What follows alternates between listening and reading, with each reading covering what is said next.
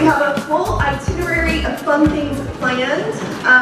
In a moment, we're going to have a couple of speakers, and then on our way out the door here, the police will be leading us down to the common. And on our way out the door, the clergy here are going to be offering glitter blessings for anyone who would like them. You do not have to have one, but we are happy to offer them up on your way onto the walk. So to kick us off, we've got Carrie Rokowski, who is a member of our school committee and a resident here in Scituate, and I'm excited that you can come and talk to us.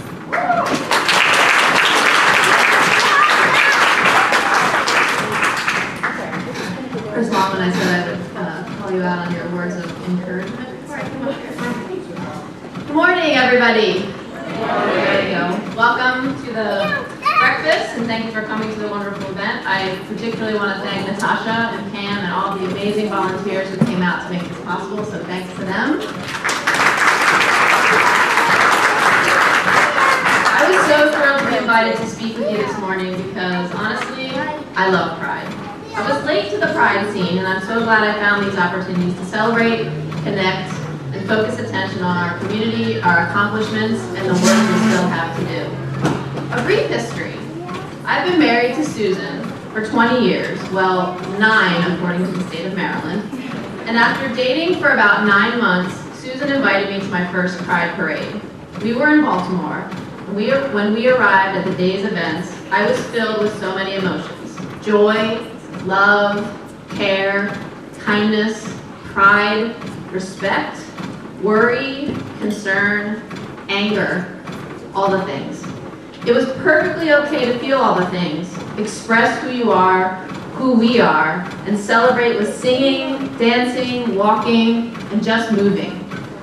This is also something you should know about me and about my wife, Susan. She was the first person outside of my grandmother who saw me for me, who when she heard my story, listened with care and kindness, didn't want to change me, didn't need me to align with a set of expectations, and never tried to alter my plans, aspirations, or anything for that matter.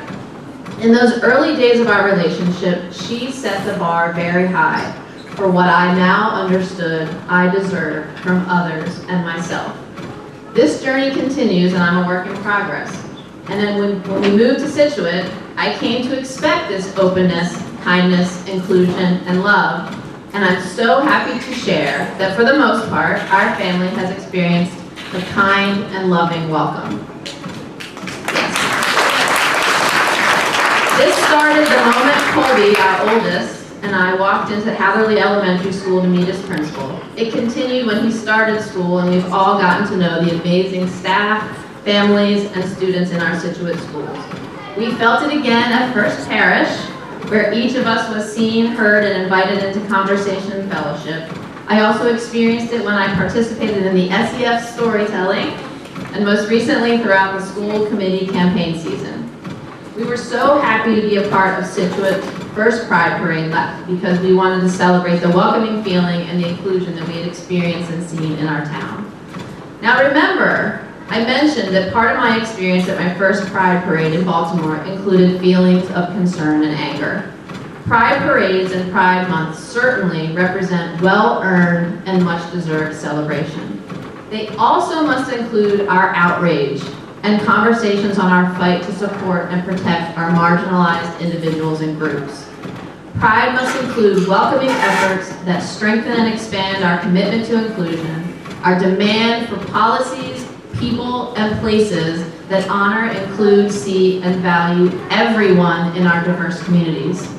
Today and this month are moments to celebrate, connect, and love all of the beautiful and unique gifts, talents, and contributions of the LGBTQIA+ community, and it also marks time to share stories, to plan our next events, and activate our community on behalf of all marginalized and minoritized groups.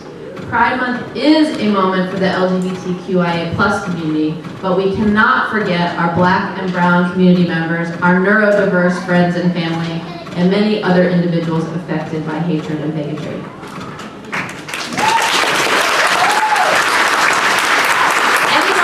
knows me knows that I love music, and I'm always making a mixtape. And for the youngsters in here, that's like a Spotify playlist. And I have lots of stories with this for another time. And since it's Pride Month, with all the music and dancing, I wanted to end with a part of a song from an artist who I just bumped into on Spotify, Kelly Clarkson, Broken and Beautiful. Her words in so many ways represent how we need to show up for one another. I never held my hand out and asked for something free. I got pride I could roll out for miles in front of me. I don't need your help, I don't need sympathy, I don't need you to lower the bar for me.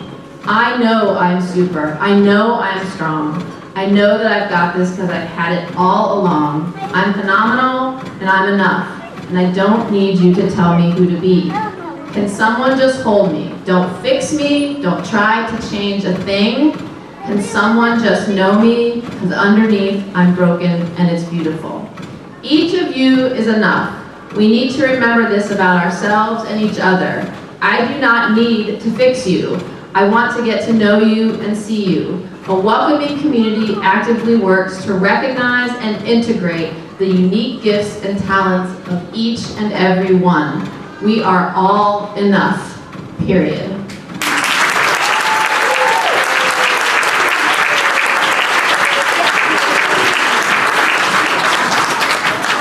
Thank you so much, Carrie. And now we have a second speaker this morning. I'm going to try your name. Rashawn Hall, who's joining us from Plymouth. Thank you so much, Catherine. Thank you all this morning. My name is Rashawn Hall. I'm a resident of Brockton, but I'm running for Plymouth County District Attorney.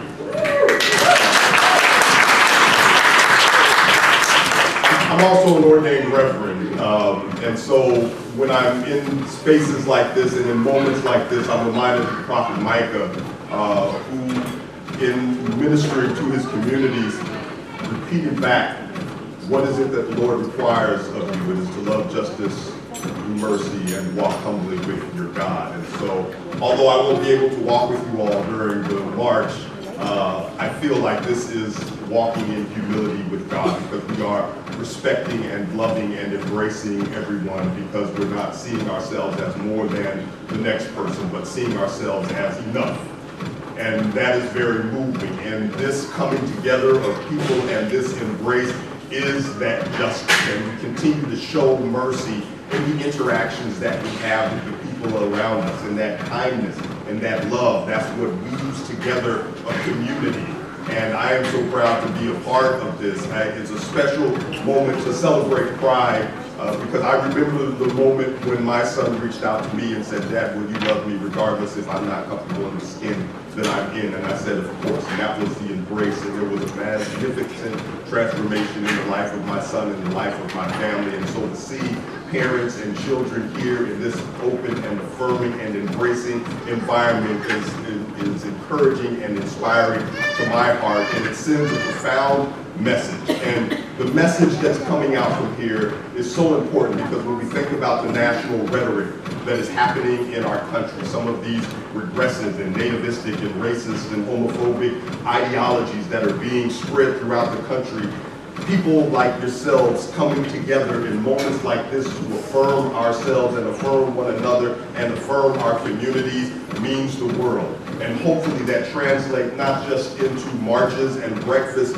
but also into local politics, because local politics matter. We're seeing some of the things that are happening at school committee meetings, where people are challenging critical race theory, even though that's a legal theory that's taught in law school, or when people are challenging rights for the LGBTQIA+ community. These are the things that we need to stand up against.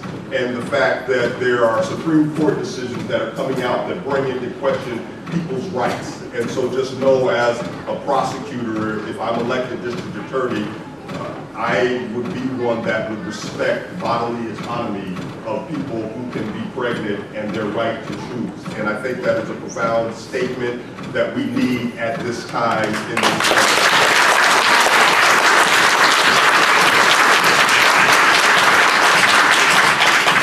And so I don't want to take up much more time. I'll be here for the glitter blessings, but just quickly, the platform that I'm running on for district attorney attorney is one that confronts injustice, and we're running to reclaim the spirit of justice, because for too long, this law and order, tough on crime rhetoric and politics and posturing has what has been defining our nation and our local politics and law enforcement in particular.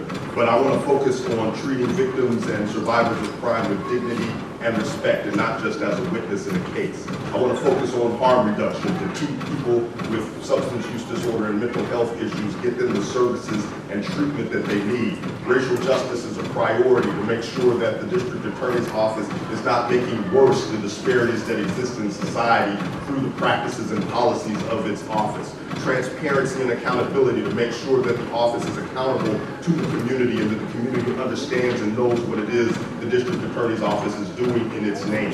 And community engagement, so that the community is engaged and involved in priority setting for the office and for what makes public safety, and addressing the underlying needs that lead to the issues that people are drawn into the criminal legal system to begin with. And so that is the platform, that is the vision. You can find out more at my website, hall4da.com. That's hall, the number 4, DA. But I'll leave you with the words of the 20th century prophet or prophetess Beyonce. Just remember, when anybody questions who you are, how you are, just say, I woke up like this. I'm flawless.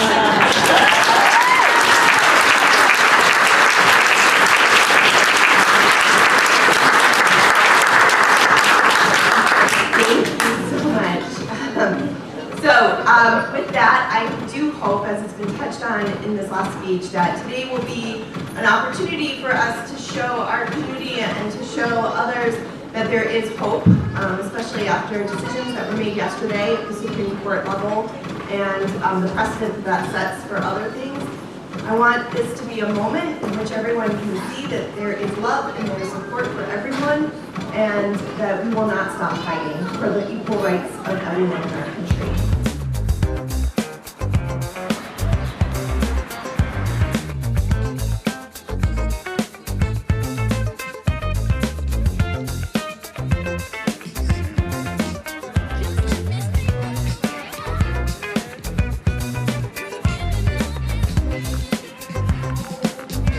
Good morning, Pride! Can you all hear me? Good. So, thank you all for coming out today, for walking with us, and for being a part of this great moment to show hope and support for our LGBTQ plus community and beyond. There are 2 tables of water over here if you need them. Please use them. It is hot in the sun. And there are trash cans around. We ask that you use them. There's one over there in the shade under the tree. Feel free to go over there.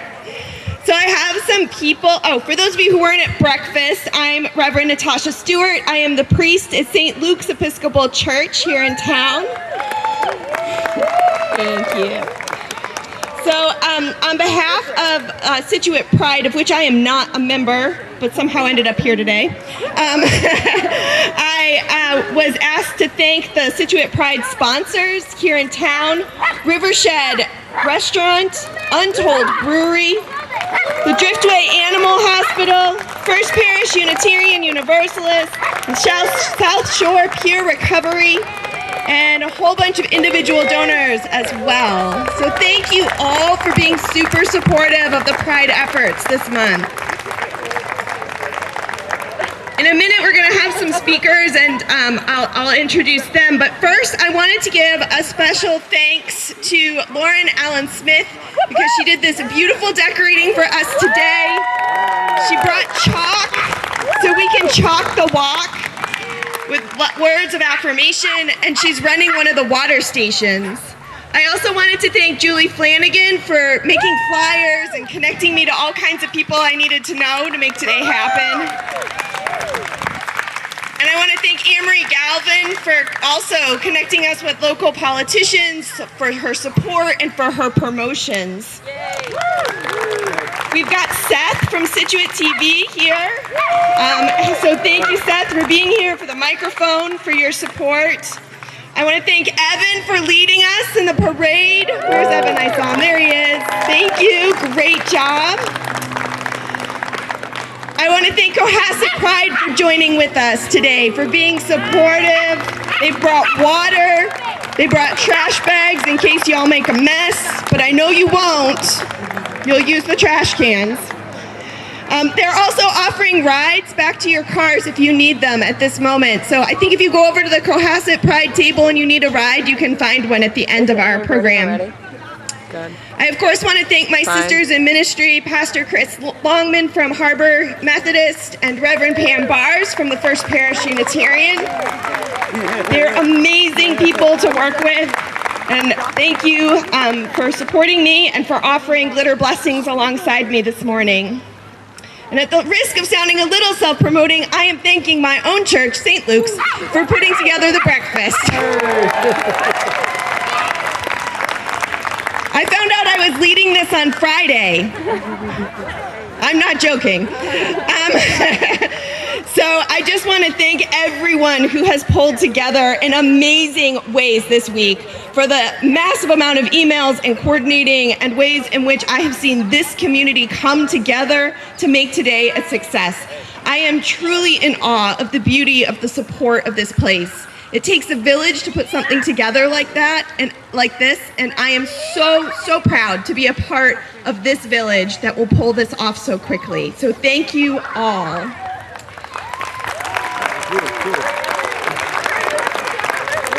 Our first speaker today is our own select person, Karen Canfield. Don't think she needs more of an introduction.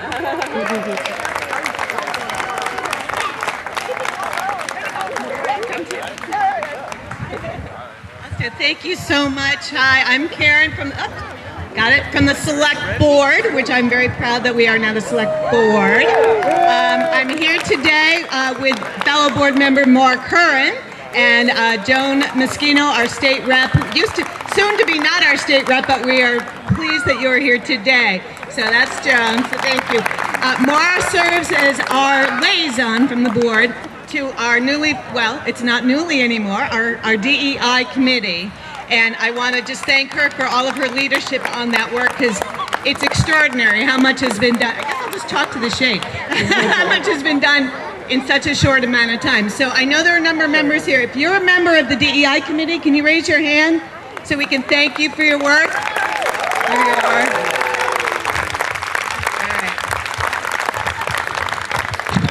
Of stuff written down yesterday, and I had to change it this morning. But so I'm gonna have to reflect on my notes. And my printer didn't work. So a moment ago, what I like to do first is say welcome to everybody, and I want everyone to say welcome everybody. Welcome everybody. And why is that statement important? I think everyone who's here today knows why that's important. But it's critical in our community that we never stop examining how we welcome people to our community and to Scituate, to our town businesses, to our schools, to events like this. This is an important way of letting everyone know how important everyone in our community is, and that no one's an other, that we are one town. And how do we do that in our little corner of our world? Well, we join together. We celebrate Pride Month. We fly our Pride flags, we put up our peace flags, and we celebrate one another. But is that enough? No, it is not enough. American society today, as everyone knows, particularly on this morning, is in a very dangerous and difficult point in our history. Everyone here can literally point to hundreds of examples of division and hate over the years. And yesterday, the highest court in the nation stripped reproductive freedom for women. Their decision says states should decide. Joan, that's for you. And these decisions belong with our legislators. We already took care of it. Let's hear for our state. This is completely ridiculous. I had a different word, but there are children here. It's about eroding freedom. It's about making a very personal decision public policy. And if we are quiet, this is just the start. We are luckier than most, as Joan points out. We live in a state where inclusion and equity are front and center of most of the policy debates. I work with Joan at the State House, and I am encouraged by the clear shift of priorities to make sure these elements do not get lost along the way.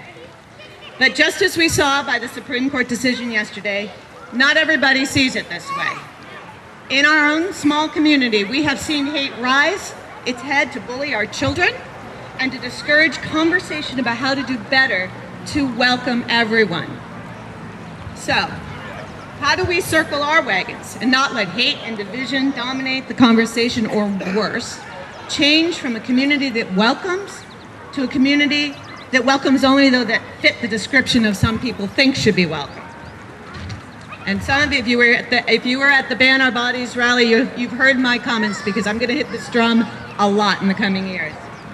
We join together, we celebrate, we fly our flags, and then we show up at committee meetings and we lend a hand for inclusive policy debates and programs like this one. We pay very, very close attention to who is asking for your vote and demand that they answer questions about their priorities and their goals.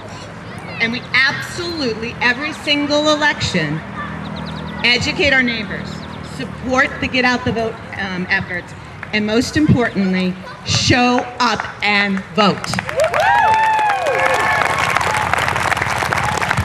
We just had a town election in May. 1/3 of the voters supported a school committee candidate whose entire platform was about excluding people. 1,118 people in Scituate voted for this person.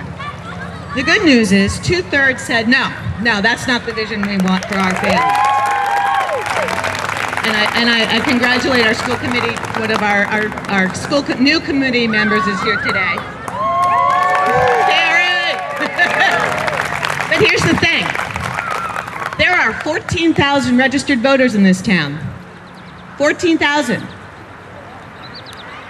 Let's see, a 20% showed up. Carol can tell you exactly the numbers. 20% showed up, which is a pretty good turnout for a local election. But that means 10,000 voices were not heard. And that's important, especially as we see what's happening when your voices aren't heard. Yeah. So we can comfort ourselves that horrible policies are happening elsewhere, that they're happening in Texas, in Florida, in Mississippi. As Maura just said this morning, complacency is not working.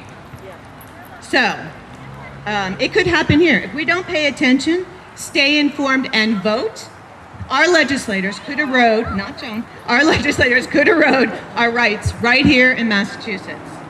If you're not registered, please go register to vote. If you haven't read the candidate statements for the primary came up in September and then the generals in November, especially down ballot, don't just worry about the governor. Look at everyone on the ballot. Find out what they're talking about and find out what they intend to do with your representation. If you have a couple of bucks, throw them to the candidate that you think most represents your values, because that will make a difference in the outcome. And never, ever, ever give up your right to vote by not showing up. So I want to just remind everybody that we are so happy to see this. I think it's double the attendance from last year. I hope it's 10 times next year, because this is a community that values and appreciates our diversity and our inclusion policies and community. So thank you for being here today, and I will turn it back over to the Reverend. And thank you for all your work in doing this.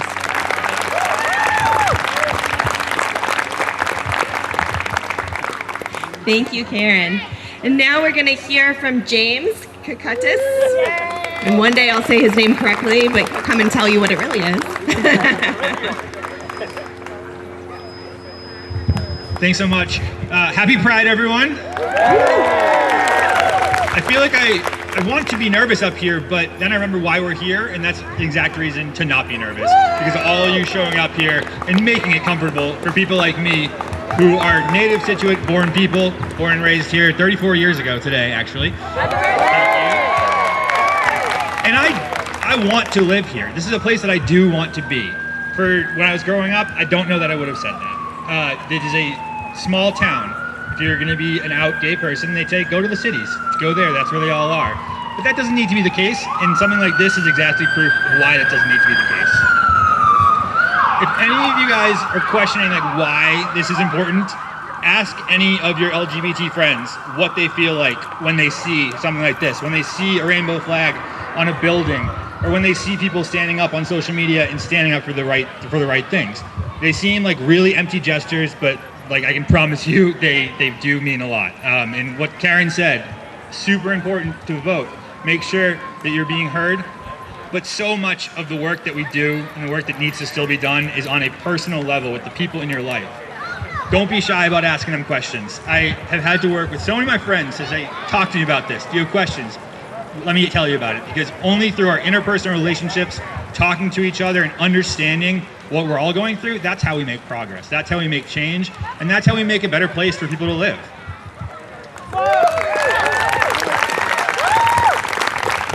So I don't think I've been on the Common in probably 20 years, since for Memorial Day when I was in the marching band at Gates right behind us. And back then, I don't think I would have ever thought that this is why I would be here again, but I'm very happy to be here on this beautiful Common and doing this. So, you know, I don't have a lot more to say. Like Karen said, what I was planning to is kind of didn't seem appropriate after yesterday. So it's really tough. It's tough. And it's going to continue to be tough, and so I can just encourage everyone to check in on your friends, your family who are LGBTQIA, because we're going to need that support going forward. And again, this is proof positive that it probably is going to be there. So, you know, thank you guys so much. I think this is an awesome day, and it just kind of makes me speechless. Thank you so much. Thank you, James. So, like Karen and James were saying, you know, this is important that we show up for each other. And so, for those of you who don't know, I'm straight. There you go. But both of my sisters are bisexual, and one of my sisters lives in Japan. And I was talking to her yesterday. We text because it's like the morning for her and night for me. And I was telling her, you're going to laugh. Guess who's leading the Pride Parade? She thought it was hilarious, but was so proud. And she said that just yesterday in Japan, they lost a major case in terms of gay rights. And so they're not going to be recognized. And she's getting married to a woman in August. And she was really bummed about this. Her and her friends had worked really hard on this case and they lost. And so for her, she felt that this sort of moment of having pride parades and pride activities around the world was reminding the entire LGBTQ plus community that there is support and that people do care about them and that people do want rights. And so for her, this was a sign of hope, even though she's thousands of miles away in a different country.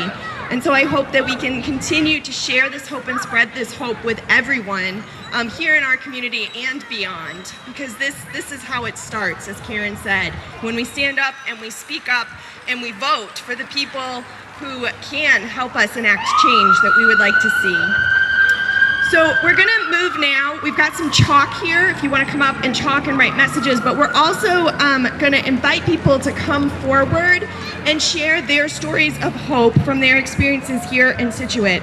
And to kick this off, it's kind of an open mic, but to kick us off, we've got from our DEI committee, Kate Schwope, who is a resident here in town, and she is going to come and share her experience of living in Scituate.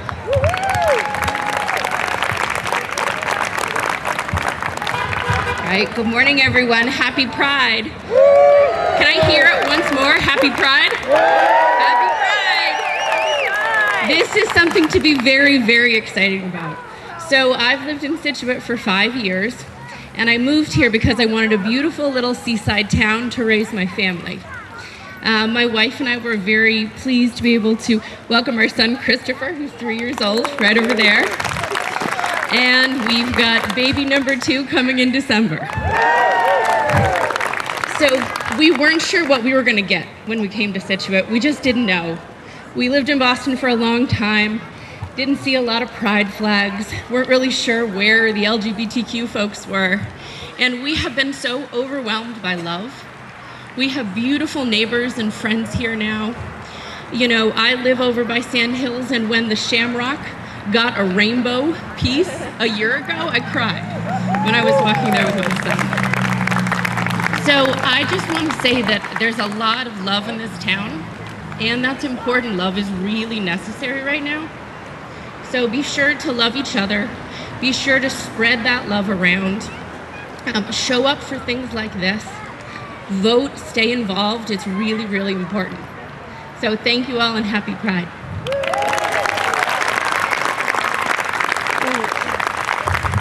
Thank you, Kate. I was just reminded thoughtfully that when we chalk the walk, to make sure it is the sidewalks and not the monument. Evan wants to speak. Okay, cool. Mine's going to be a little bit darker to start out, but it's important. So we've all heard and seen and experienced queerphobia. We have had it said to us, or maybe said to someone we know. We've seen it on social media and probably plenty on Scituate Monthly. And sometimes we weren't even supposed to hear it, and those sting a lot. There's slurs, and we've heard slurs all the time. There's threats of violence, and those are serious, and those happen a ton over social media. But there's one kind of homophobia that struck me really deep for a really long time when I was at Scituate, and I really only figured out how to combat it. And I was hearing this message of homophobia from the entire community, from my class, from my close friends, from my family members. If any of you have ever heard this saying before, give a little shout once I'm done. Here's my best straight face. I'm not homophobic or anything, but I really hate it when someone makes being gay their entire personality. I'm pretty sure everyone's heard some version of that. So of course, when I first heard it, I joined in. I mean, anyone making anything their entire personality is annoying. Star Wars, have it be football. Oh, it's so frustrating. But I realized how damaging that was to other queer kids at Scituate High School. I really remember this one bisexual girl in my grade, and I joined in on that prejudice because I didn't understand that she was exploring herself. She was gaining an understanding of something greater, and I could only see up to her sexuality. That being said, don't ignore her sexuality, but I could only see up to it. As I grew up, the message of homophobia, that coercive, under-the-skin message, became even clearer. I'm fine with gay people, but just don't tell me about it. Don't tell you about it. Don't tell me about football. Don't tell me about the heteronormative society we live in. Don't tell me about anything. Being gay is a part of who I am. Being gay is a part of, being queer is a part of a lot of people's lives. So, what I found, what I had to really come to terms with and do, which wasn't too hard for me, but for a lot of people it's a struggle, so it's important to remember this.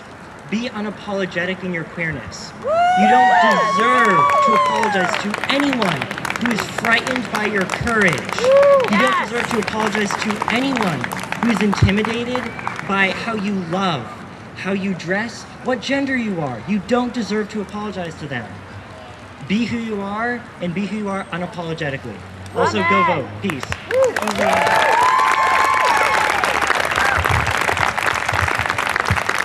I think I saw Deanna Dre, sorry.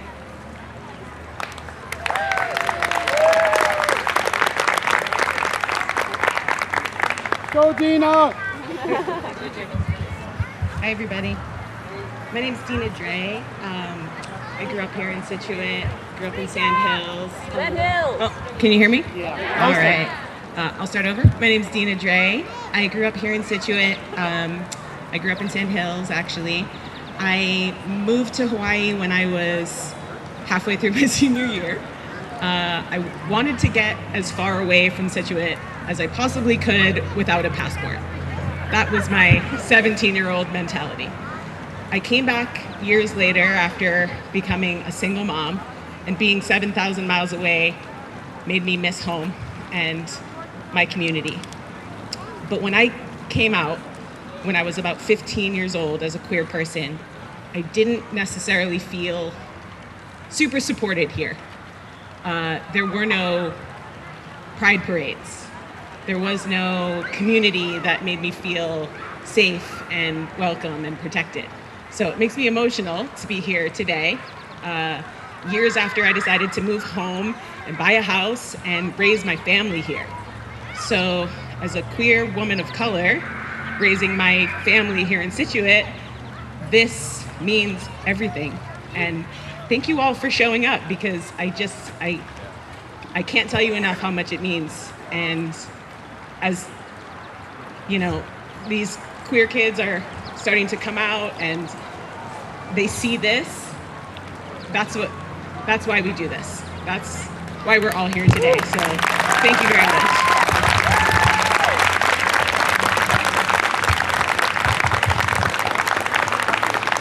All right, we got Richard.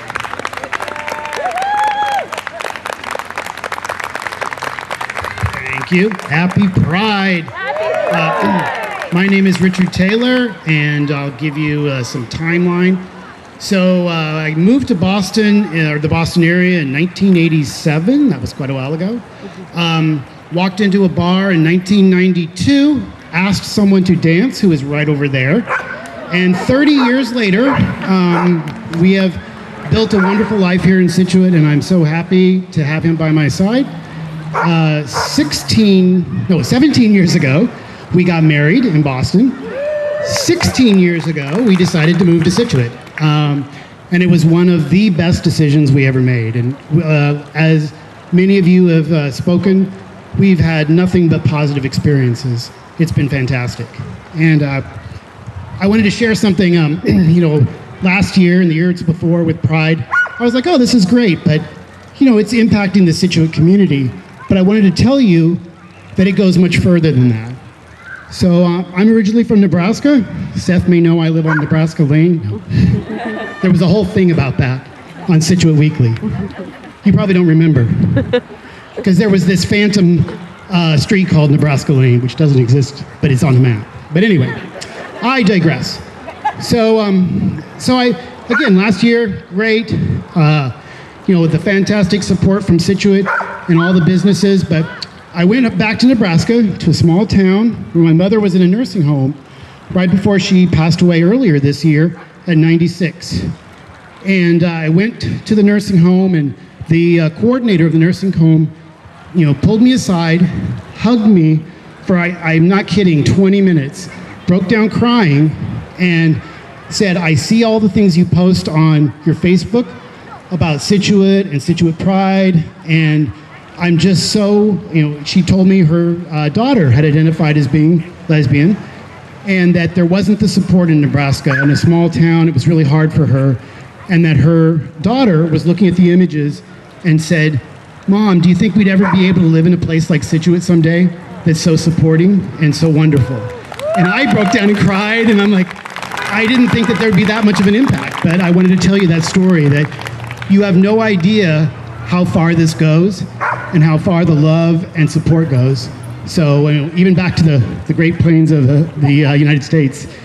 So I also wanted to just do a shout out to all the local businesses and support them. I think by providing a welcoming community, we're going to lift all boats, as they say, and have people come to Scituate, experience our beaches, our beauty, our restaurants, our businesses, and know that they're welcome here. And I think that's just fantastic. So make sure you support local businesses. And I don't know, is Karen still here? I was on the planning board for 10 years. I've often wondered if I was the first gay elected official in Scituate, but I don't know. We don't know that. I'll go down and say that. So maybe someday I'll run again. Actually, I left the Scituate Planning Board in 2018 because I was traveling. And guess what happened? Something happened over the last 2 years. I don't know. Where all of a sudden I wasn't traveling internationally anymore. But anyway, the business travel maybe will pick up a little bit. But like I said, I really enjoyed being part of the Scituate community and the Scituate government. So that's my story. Like I said, we've lived here for 16 years, 17 married, and just had such a great experience. So thank you all. It warms my heart to see everyone come out and support the LGBTQIA+ community. Appreciate it. Thank you, Natasha. She's been awesome.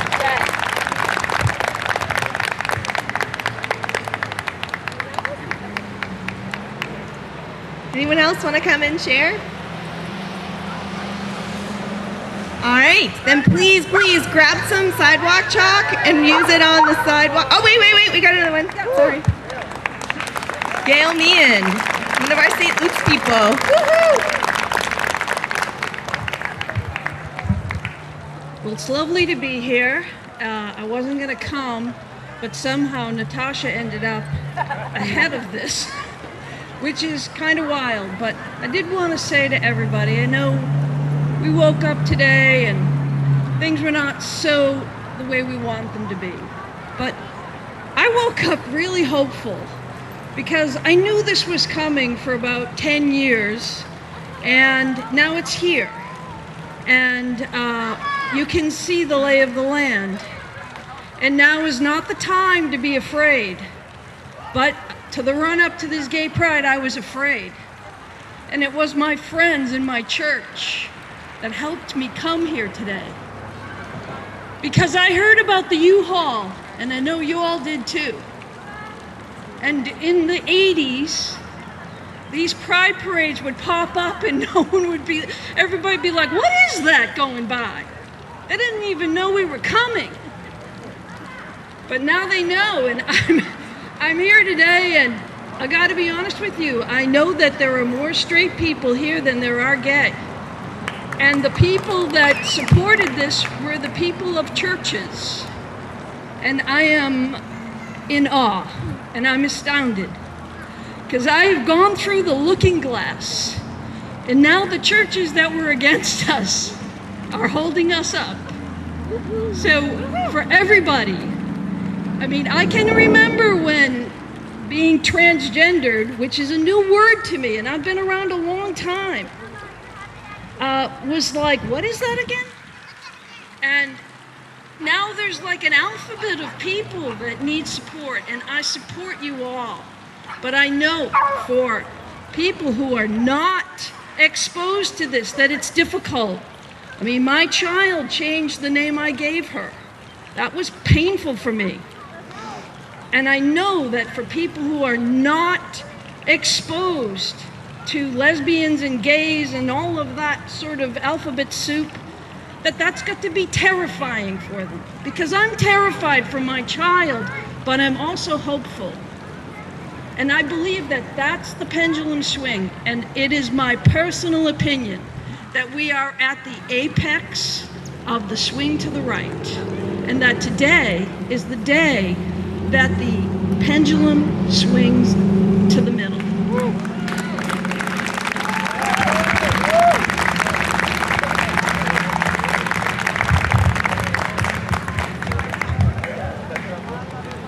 So I just had a little bug in my ear. Thank you, Gail.